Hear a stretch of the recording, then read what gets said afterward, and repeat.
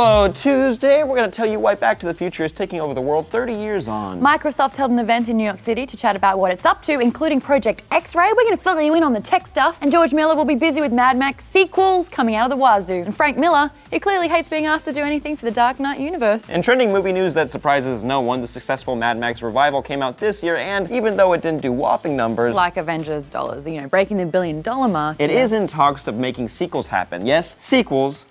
Plural. Director Dr. George Miller recently spoke out saying he's got not one, but 2 scripts written and he's in chats with Warner Brothers about it. Whether one or both would be used, he's not too sure yet. But knowing the run of disasters that took place over the decade when Mad Max was trying to get made, we're not surprised that he had enough time to flesh out the characters, the story, even the vehicles. What disasters, we hear you ask? Well, George Miller explained this film, Fury Road, was greenlit 3 times and fell over 3 times over a decade. We went to shoot with Mel Gibson back in 2001, but then 9/11 happened and the American dollar collapsed against the Australian dollar close to 30%, so we lost that amount of budget overnight. We were then rained out of Australia. Wow, man, that's enough to make anyone go loco. And because of this, they spent a decade fleshing out that script, so much so that all of a sudden they had 2 more scripts. Ooh. Word is, George doesn't want to do another huge movie just yet. When talking about the WB Studios talks and other movie offers for directing, he said he turned down the offer to direct the live-action adaptation of Akira. I've got so many things on my dance card, I don't have time to do everything. We want to know from you, though. Do you want more Mad Max? Do you want to see Furiosa Fang in it? Do you want a Mac on Max? Let us know. And speaking of the other Miller in Hollywood, renowned comic book artist, writer, and director Frank Miller, who created The Dark Knight Returns, Ronin, Sin City, and 300, and Elektra, to name a few, is worshipped by DC. You see, The Dark Knight Returns comic series did really, really well. It earned the big bucks. It propelled the Batman series to a new level, so therefore it got a sequel, The Dark Knight Strikes Again, which wasn't great at all. Ooh, no. It's like he ran out of shits to give, but DC was eating it up since it's Frank freaking Miller. And now they're back at it again. DC has asked him to draw the cover art for the companion comic to Dark Knight 3, The Master Race. Yes, another sequel. Hey, now let's not get our panties twisted until we see what he's done with the Superman cover, okay? Holy mother, wow. Ooh, whoa, what's wrong with him? What happened to his face? He doesn't usually look like he has a shelved half of an IKEA showcase up his, He's grossly out of proportion. His face, looks a little sick, doesn't he, huh? His hands are like giant boulders of non-fuckery. He doesn't have eyes. They don't exist. Hold on. His junk is out. You can see his sausage meat. Oh. You think it's going to print, huh? Yeah, no, it is. This is going to print. No, it wouldn't go to print. Yes. No. Yes. Frank Miller, he don't give no shit. How does this make you feel? Do you think he's being artsy? Do you somehow like this cover art? Did you know that Superman swung to the right? Let's check that again. Is it the right? Oh. In preparation for the 30th anniversary of Back to the Future, a magical marketing team in a far-off land has been releasing faux trailers for those infamous 2015 pop culture references from the second film. Yesterday, we reported on the release of Pepsi Perfect, and we're still waiting for you guys to maybe hook us up with a few bottles. Just send us a few. Just chuck it over. This morning, though, Universal released a trailer for Jaws 19. Nah, it's not as scary as that Holomax shark. But Universal Pictures is having fun, poking fun at the current movie climate of sequels, prequels, reboots, remakes, etc. Who would have thought that 30 years ago they could have predicted such a thing, huh? Huh?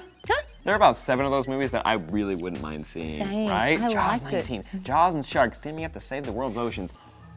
I want Andy Serkis to mocap Jaws. I want Jaws to have a love affair with Kristen Stewart. Then, I want Jaws to sacrifice himself by throwing himself onto a nuke to save his family and friends. But at the end, it's revealed that Kristen Stewart is pregnant with Jaws Jr. Oh, you're amazing, Sam. Wow. In more Back to the Future news, hoverboard has been added to the Oxford Dictionary. Well, if selfie and bukkake are in there, why not hoverboard, huh? In tech news, Microsoft has unveiled a few new tech goodies that will get you all nerdgasming. First off is the Microsoft Band, which is the response to the Apple Watch, or more appropriately, the Fitbit. This health band comes with all the bells and whistles you've come to expect from wearable, healthy living tech. You got your sleep tracker, you got your calorie tracker, you've got your GPS doodle, you've got a UV monitoring system which will let you know if you've been outside for too long if you didn't notice. And a Miss Blue Halo girl is built right in. Hell, it even comes with a barometer to tell you if you're on a mountain or not. Ooh, how far we've come, huh? I really struggle with that on the daily, whether I'm inside or outside or just sitting on a You mountain. ever look around and you're like, shit, I'm outside. I'm on a mountain. Shit. How'd that happen? What? Why? Was this broken? Oh, thank God this watch tells me that I'm outside. Ugh, we support tech.